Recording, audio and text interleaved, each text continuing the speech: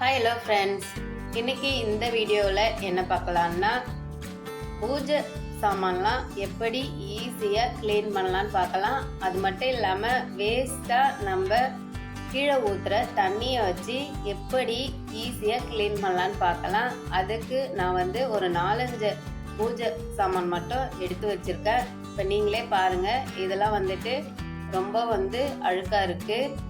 இதை எப்படி க்ளீன் பண்ணலான்னா ரொம்பவே ஈஸி. அதுக்கு என்ன தேவைன்னா, இப்போ இந்த எடுத்து வச்சிருக்க தண்ணி, இந்த தண்ணி என்ன தண்ணின்னு நான் கடைசியாக சொல்கிறேன். இதில் என்ன பண்ணலான்னா, கொஞ்சமாக சபீனா மட்டும் சேர்த்துக்கலாம். இந்த சபீனா சேர்த்துட்டு நல்லா இதை மிக்ஸ் பண்ணிக்கோங்க. நான் ஒரு 4-5 பூஜை சாமான் மட்டும் தேய்க்கிறதால கொஞ்சமாக அந்த தண்ணியை எடுத்துக்கிட்டேன். நீங்கள் அதிகமான பூஜை பொருள் தேய்க்கணுன்னா அந்த தண்ணியை ஃபுல்லுமே கூட நீங்கள் யூஸ் பண்ணிக்கலாம். இப்போ பாருங்கள், ஒரு பொருளாக நான் இது 2 பொருள் மட்டும் வச்சுட்டு கழுவி காமிக்கிறேன். இது நீங்கள் அதிகமாக இந்த தண்ணி இருந்தாலும் ஃப்ரிட்ஜில் வச்சுக்கூட நீங்கள் இந்த தண்ணியை யூஸ் பண்ணிக்கலாம்.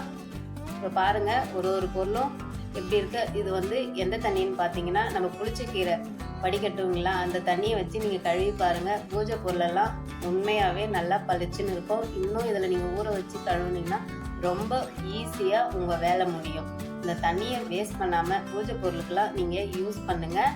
இந்த வீடியோ உங்களுக்கு பிடிச்சிருந்தா ஒரு லைக் பண்ணி ஷேர் பண்ணி மறக்காமல் சப்ஸ்கிரைப் பண்ணி வச்சுக்கோங்க. எப்படி ஈஸியாக வீட்டு வேலையெல்லாம் முடியுதுன்னு இந்த சேனலில் நிறைய டிப்ஸ் இருக்குது. நீங்கள் தொடர்ந்து பாருங்கள், லைக் பண்ணுங்கள்.